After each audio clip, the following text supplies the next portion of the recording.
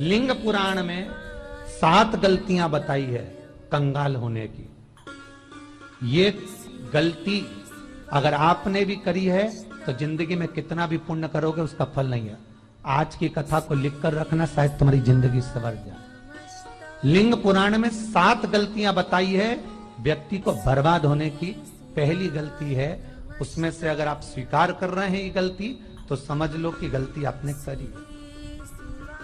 गंगा जल तो बुलवाया टैंकर भरकर, 21,000 बेलपत्र भी समर्पित कर रहे हो। आप मंदिर के अंदर बैठ गए, दर्शन करने वाला आता रहा, किसी को अंदर प्रवेश नहीं दिया।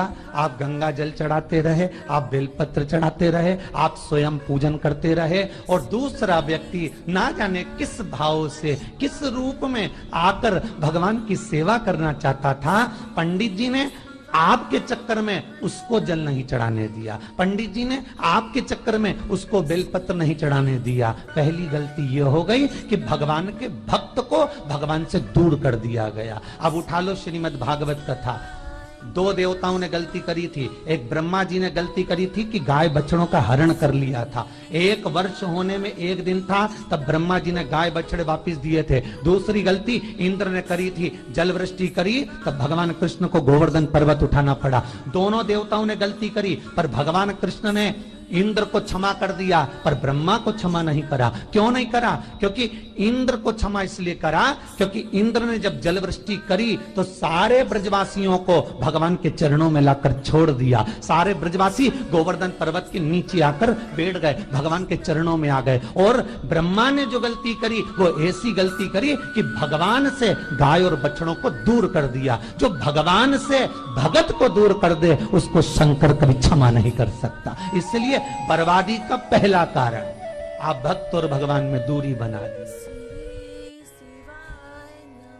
दूसरा कारण, भगवान की जब पूजन कर रहे हो, 21,000 बेलपत्र चढ़ा रहे हो, गंगा का जल चढ़ा रहे हो, चंदन चढ़ा रहे हो, अबीर चढ़ा रहे हो, गुलाल चढ़ा रहे हो, तो तुम्हारे भीतर ये अहंकार, जब तुम पूजन करके उठो तो उठते समय तुम्हारे भीतर अभिमान नहीं होना चाहिए कि मैंने जो अनुष्ठान करा उसके बराबर कोई नहीं कर सकता। तीसरा कारण कहा कि भगवान की सेवा तो आप कर रहे हो, भगवान की चाकरी में तो आप लगे हो, भगवान की आराधना भी कर रहे हो, दिया भी लगा रहे हो, धूप बत्ती भी लगा रहे हो, स्नान भी करा रहे हो, पंचामृत स्नान भी करा रहे हो, सारी पूजन अर्चना सब तुम कर रहे हो। पर हो सकता है इस पूजन अर्चना में आप केवल 3 घंटा पूजन करते हो और बाकी के समय किसी न किसी की जीवात्मा को दुख पहुंचा रहे हो। एक कथा में एक बात कही थी कि भले मंदिर में दिया मत लगाओ, भले मंदिर में जाकर धूप बत्ती मत जलाओ, भले मंदिर में जाकर भोग मत लगाओ, भले मंदिर में जाकर जल मत चढ़ाओ, कुछ मत करो, भले भगवान को नए कपड़े मत पहनाओ, भले तुम्हारी मर्जी पड़े भगवान को भोग मत लगाओ, पर शास्त्र कहता है कुछ मत करो, पर एक काम जरूर करना कि किसी के चेहरे पर प्रसन्नता ला देना तो मंदिर में दिया जलाने के बराबर होगा। किसी के चेहरे पर चमक ला देना, प्रसन्नता ला देना तो अगरबत्ती लगाने के बराबर होगा। किसी गरीबड़े के, किसी दुखी के चेहरे पर अगर तुमने प्रसन्नता ला दी तो वो भगवान को कपड़े पहनाने के बराबर होगा। मालूम पड़े तुम मंदिर में पूरी सब्जी बांटो, मंदिर में भोजन कराओ, मंदिर में सारा पकवान चढ़ाओ, और कोई तुम्हारे कारण अगर दुखी है तो तुम्हें वो सुख का भान नहीं हो सकता। तीसरा कारण है वो सुख नहीं पी सकता। चौथा कारण है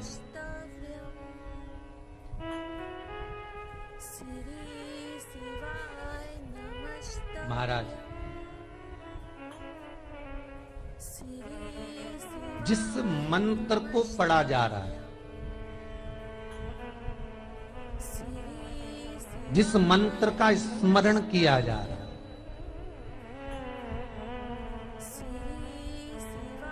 जिस भगवान की माला को हम जप रहे हैं, हम पाठ कर रहे हैं, उसमें त्रुटि। उठा लीजिए दुर्गा सप्तशती। दुर्गा सप्तशती का हिंदी अनुवाद में एक थोड़ा सा दृष्टांत दिया है, आपको मालूम होगा।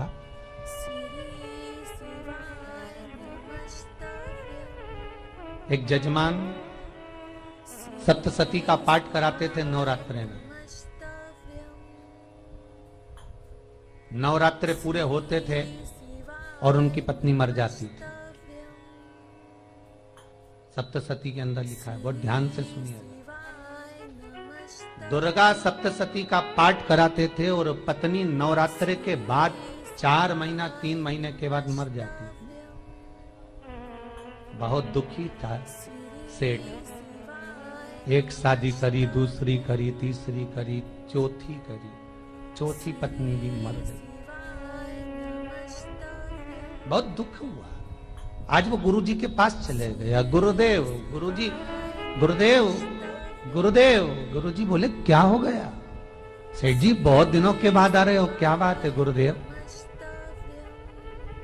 मेरे को एक बात समझ में नहीं आती कि मैं नवरात्रि में सप्तशती का पाठ कराता हूँ, देवी जी का यज्ञ करवाता हूँ, माता रानी को चूनर पहनाता हूँ, उनको सुंदर बिछुड़ी, पायल, चुनरी सब पहनाता हूँ, कन्याओं का भोजन करवाता हूँ, भंडारा करवाता हूँ, जवारे बोता हूँ, अखंड ज्योत लगाता हूँ, पर नवरात्रि जैसी पूरी होती है उसके 2 महीने 3 महीने बाद मेरी पत्नी क्यों मर जाती है? 4 पत्नियां मेरी मर चुकी हैं, 5वीं मैंने शादी करी है। गुरुदेव आप कृपा करिएगा, कुछ तो बता दीजिए, कुछ करुणा कर दीजिए।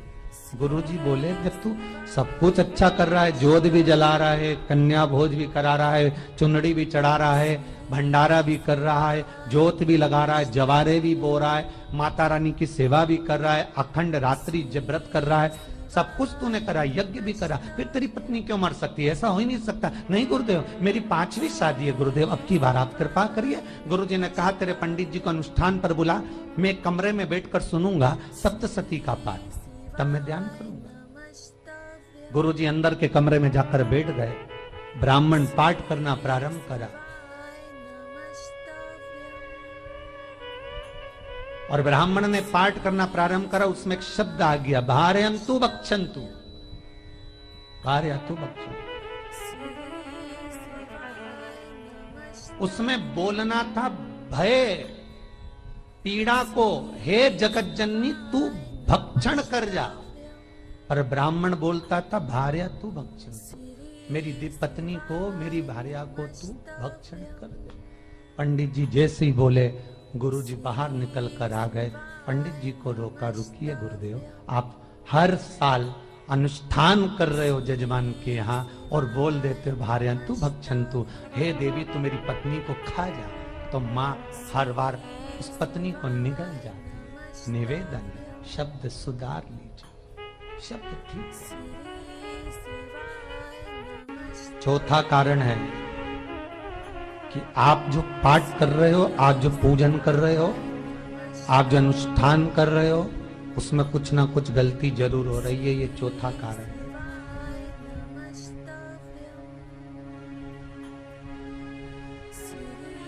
एक बार पूरे घर के लोगों को बिठाओ, अपने घर के लोगों को, मम्मी से पूछना, मम्मी तुम कौन कौन सा पाठ करती हो? एक बार मम्मी से पूछना। फिर एक बार पापा से पूछना, पापा आप कौन कौन सा पाठ करते हैं सुबह? फिर बहू से पूछना, भाभी आप कौन कौन सा पाठ करती हो? फिर छोटी दुल्हन से पूछना, छोटी दुल्हन तुम कौन कौन सा पाठ करती हो? भैया आप कौन कौन सा पाठ करते हो? आप कौन कौन सा पाठ करते हो? पूछना। जब घर के अंदर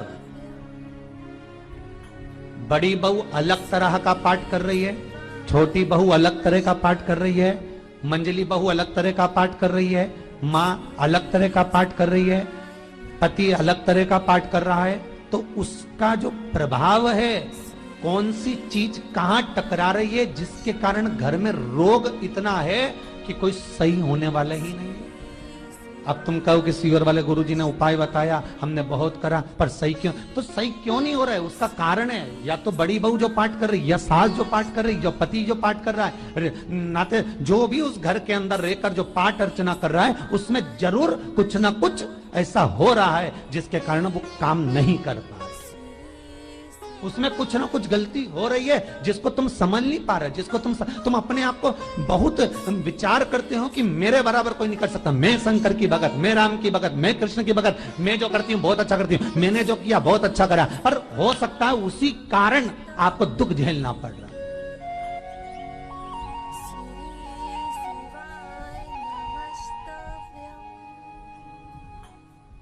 उसी के साथ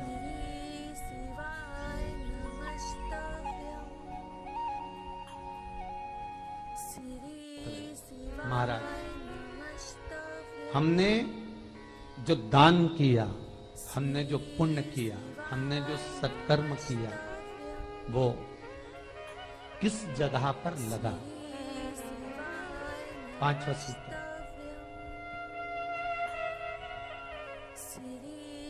जो आप दान कर रहे हो,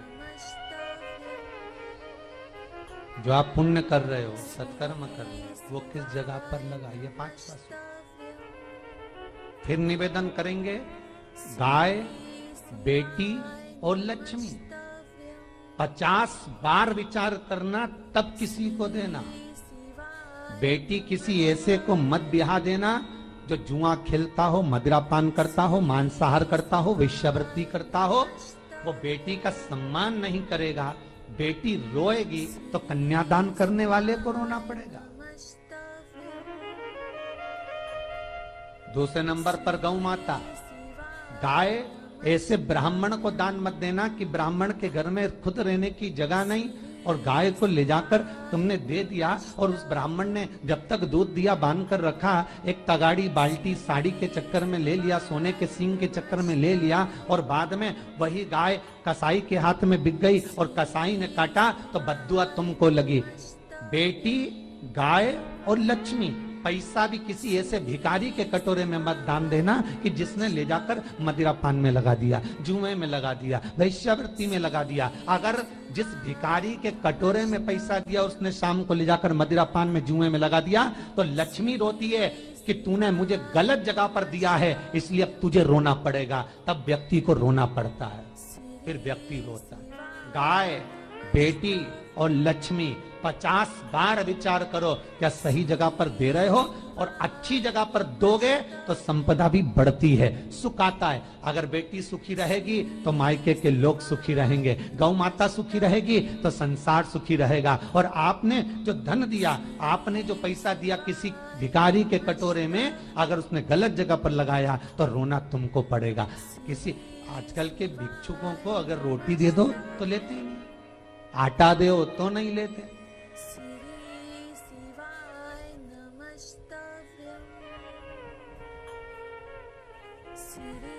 पहले के समय में जो भिक्षुक आते थे ना, तो रोटी बनी हुई मांगते थे। बूढ़ी बूढ़ी माताएं जानती होंगी, चिमटा बजाकर, घुंघरू बजाकर कहते थे भोजन, तो 2 रोटी निकाल कर दे दी जाती थी घर से। लो बाबा, तो माता इतना प्रेम रखती थी, केवल रोटी नहीं देती थी, बाबा बैठो हम सब्जी ला कर देते। इतना प्रेम था बुजुर्ग माताओं का, बैठो। और आज के जमाने में अगर रोटी दे दो तो फेंक दे नली में ले जाके, पैसा चाहिए। क्यों? शाम को पीने के लिए चाहिए ना, मदिरा पान के लिए, मांसाहार के लिए, जुए के लिए, वैश्यावृत्ति के लिए धन चाहिए।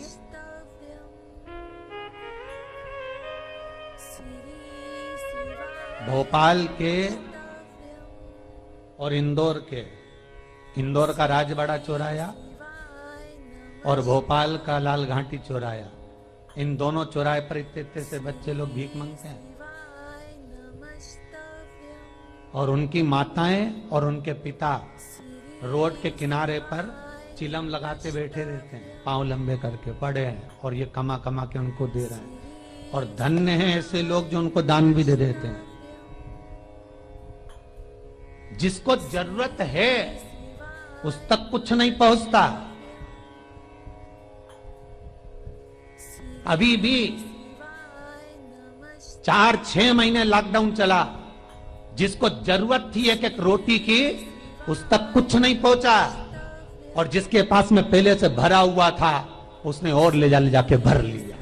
जिसको जरूरत थी उस तक नहीं पहुंचा। अभी ठंड आ रही है, बहुत सारी संस्थाएं कंबल बांटेगी, रेलवे स्टेशन पे लोगों को कम्बल उड़ा रहे हैं, कोई सो रहा है जमीन पर उसको कम्बल उड़ा रहे हैं, बस स्टैंड पे चले गए कोई रोड पे सो रहा है कम्बल उड़ा रहा है, तो इतना बड़ा नाम चलेगा कि उनने कम्बल उड़ाए, कम्बल उड़ाए, कम्बल उड़ाए। और वो कम्बल जिसको उड़ाया वो दूसरे दिन जाकर कपड़े की दुकान पर बेच के आ गया, 200 रुपए लिया है, रात को पीकर फिर सो गया, क्योंकि फिर कहीं कहाँ आएगा, फिर उड़ा के चले जाएगा, क्योंकि इन्होंने तो ये करके रखा है कि नाम कमाना है तो कम्बल उड़ाए जाओ।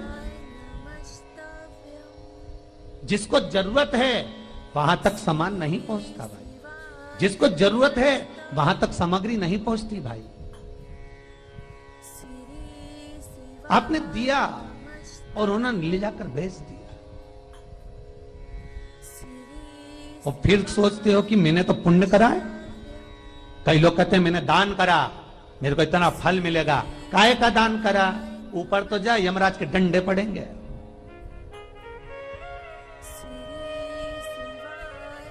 रेल में, ट्रेन में आप बैठ जाओ, रिजर्वेशन कोच में, छोटे छोटे लड़के आते हैं अपना कपड़ा उतारते हैं।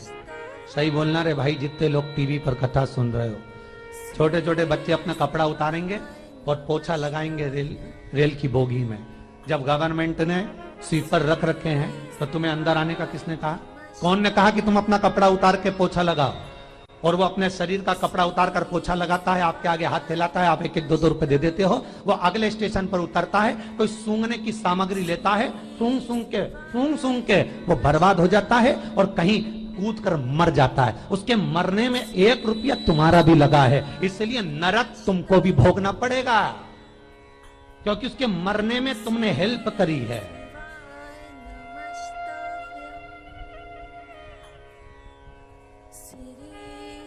तुमने तो रुपया दिया था भोजन करने के लिए, उसने कोई सूंघने की सामग्री ले ली और सूंघ सूंघ के नशे में मर गया। उसके मरने में 2 रुपए तुम्हारे हैं, 1 रुपए तुम्हारा है, तो भोगना तो तुमको भी पड़ेगा ना।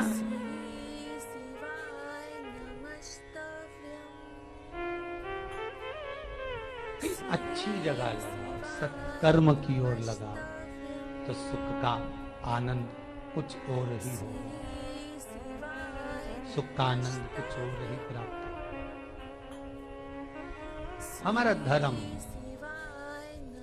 हमारा पुण्य, हमारा सत्कर्म। 5वां कारण अपनी पुस्तिका में लिखकर रखना, तुम्हारे दुख का 5वां कारण क्या है? क्यों तुम करोड़पति से रोड़पति बन गए? तुम्हारे यहां पर 4-4, 5-5 गाड़ी थी, खूब वैभव था, खूब धन था, फैक्ट्रियां चल रही थी, सत्ताएं चल रही थी।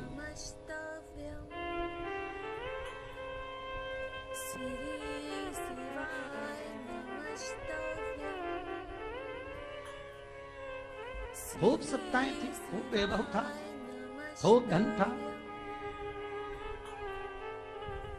पर कुछ भी नहीं, सब धरा की धरा रह गए सारा, कोई वैभव बचा ही नहीं, कोई वैभव नहीं। एक हमारे सेंधवा के भगत हैं महाराज, बड़े भावपूर्ण भगत।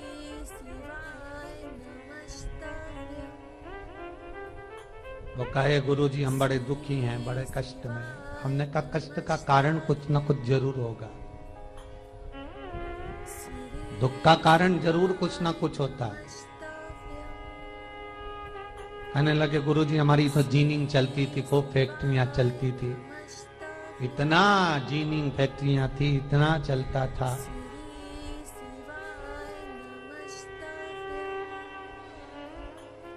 इतनी जीनिंग चलती थी, इतनी फैक्ट्रियां चलती थी, गुरुदेव बहुत दुखी हो गए। हमने कहा दुख का कारण, जो ये 7 कारण है शिव महापुराण के, लिंग पुराण में जो 7 कारण बताए हैं दुख आने के, जब फैक्ट्रियां अच्छी चल रही, जीनिंग अच्छी चल रही, व्यापार अच्छा चल रहा है, तो 7 कारण बताए हैं कि आप उन 7 कारण में से कोई कारण आपके साथ में हुआ है जिसके कारण आप रोड पर आ गए, करोड़पति से रोडपति बन गए।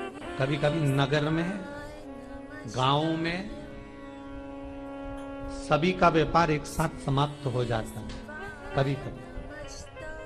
कभी कभी गांव में, नगर में सबका व्यापार एक साथ समाप्त हो जाता है, सबका व्यापार एक साथ ही खल्लास हो जाता है, समाप्त, सभी कर्जे में हो जाते हैं। तो समझ लेना कि उस गांव के खेड़े का देव महादेव, उस गांव का खेड़ापति भगवान शंकर उस गांव का शिव जरूर रुष्ट हुआ है, आने का प्रयास करो, जिससे अपनी नगर, अपना गांव फिर उन्नति की सीढ़ी पर चढ़ जाए।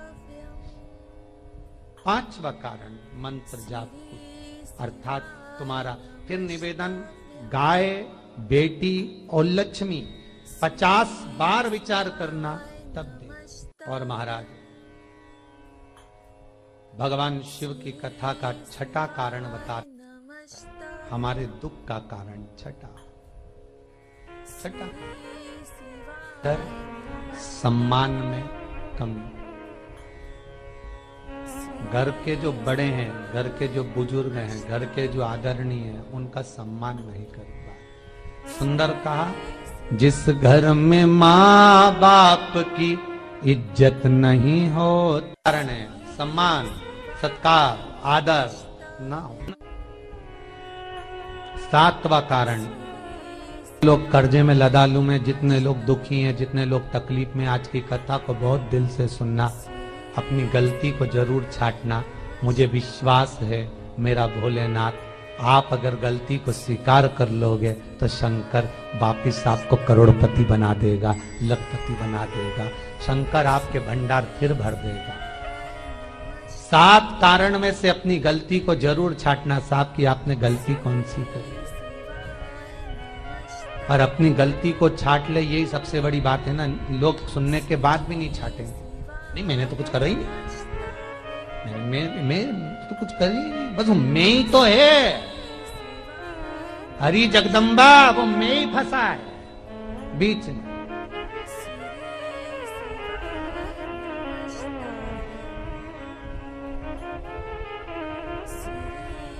सातवां कारण, महाराज किसी का बेकार धन हमारे घर में आ जाए। एक कथा बहुत सुंदर है। एक गांव में एक व्यक्ति रहता था, खूब अच्छी कमाई करता था। पत्नी ने कहा, तुम्हारे पास कमाई अच्छी हो रही है तो ये पैसा तो कोई चुरा के ले गया तो पति बोला क्या करना चाहिए, तो एक काम करता हूं, बाजार से कोड़ियां खरीद लेता हूं। कोड़ियां जानते हो, वो ऐसे बच्चे लोग खेलते हैं, कोड़ी खरीद लाता हूं। अब गांव का व्यक्ति रोज कोड़ियां खरीद के लाए, उनके यहाँ बोरे पे बोरे भरा गए, बारदान पर बारदान भरा गए, पूरा कमरा कोड़ियों से भरा गया। एक दिन राजा बीमार पड़ गया। राजा बीमार पड़ा तो राजा को वेदों ने, डॉक्टरों ने कह दिया इसका एक ही इलाज है, कोड़ियां लाई जाए, कोड़ियों को जलाकर राख बनाई जाए, वो राख राजा के शरीर पर मली जाए। राजा के शरीर पर जब राख को मलेंगे तो राजा ठीक हो जाएगा। राजा ने अपने दूतों से कहा, जाओ नगर में कोड़ियां देखो। राजभवन में देखा तो कोड़ी नहीं थी, बाजार में देखा तो कोड़ी नहीं थी, सारा मार्केट घूम लिया, चारों तरफ के राज्य देख लिए, कोड़ी नहीं मिली। राजा ने दूतों से पूछा बात क्या है। दूतों ने बाजार वालों से पूछा, भैया कोड़ियां क्यों नहीं है। तो बाजार के व्यापारी बोले, महाराज सुबेरे सुबेरे एक गांव का व्यक्ति आता है, सारी कोड़ियां खरीद कर ले जाता। सारी कोड़ियां? हाँ। उसका पता दो। दुकान वालों ने पता दिया, वो वहां पहुंच गया, उसको डराया राजा के दूतों ने, तेरे पास कोड़ियां हैं? हाँ, पर मैंने अपने पैसे से खरीदी है, फ्री की नहीं है, खूब खर्चा कर कर मैंने कोड़ियां जोड़ी हैं। राजा बीमार पड़ा है, कोड़ियां ला के दे। उसने मना करा, दूतों ने डराया, ठीक है लो। उन्होंने बारदान खोल लिया, झोला खोल लिया, बैग खोल लिया। राजा के दूतों ने बैग खोला, वो गांव का व्यक्ति एक थाली में कोड़ियां लाता, उस पर हाथ फेरता और झोले में डालता जाता, फिर भर कर लाता, फिर हाथ फेरता, फिर झोले में डालता। राजा के दूतों ने कहा, एक बार में पूरा बारदान उठाकर क्यों नहीं दे देता, ये बार बार हाथ क्यों फेर रहा है। वो गांव का व्यक्ति बोला, महाराज मैं कोड़ियों को थाली में भरकर हाथ इसलिए फेर रहा हूं, इन कोड़ियों में से मैं वो एक कोड़ी ढूंढ रहा हूं कि ऐसी कौन सी कोड़ी मेरी इन कोड़ियों में आकर मिल गई जो मेरी इतनी सारी कोड़ियों को लेकर जा रही है। बस वो चरित्र याद करना कि एक कोड़ी हमारे घर में कोई ऐसी आ जाती है जो सारी रखी हुई कोड़ी को लेकर चली जाती है। और जिंदगी में घर में धर्म की, पुण्य की, सत्कर्म की एक कोड़ी ऐसी आ जाती है जो शिव महापुराण की कथा करवा देती है। वो कोड़ी को ढूंढना कि वो कोड़ी कौन सी है। जो अच्छा काम करवा रही है अच्छी कोड़ी आई होगी, सत्कर्म करवा रही है अच्छी कोड़ी आई होगी। और मालूम पड़े एक कोड़ी ऐसी आ गई जो डॉक्टरों में भरवा रही है, सारा की सारा धन मेडिकलों में लगवा रही है, पुलिस में लगवा रही है, कहीं गलत जगह पर लगवा रही है, कहीं एक्सीडेंट में लगवा रही है। जो कोड़ी गलत जगह पर धन को लेकर जा रही है, समझ लेना कि वो कोड़ी बेकार आ गई जो सारा का सारा बर्बाद करने में लगी हुई है। उस कोड़ी को पहचानो कि वो कोड़ी कौन सी है। सातवां कारण शिव महापुराण का, लिंग पुराण का लिख कर रखना कि एक कोड़ी ढूंढना कि वो कोड़ी कौन सी घर में आ गई जो हमें बर्बाद कर कर चली गई है। वो कोड़ी को ढूंढिए, वो रुपये को ढूंढिए, वो 1 रुपया कौन सा आ गया, वो धन कौन सा आ गया जो हमें बर्बाद कर गया, कैसा आया।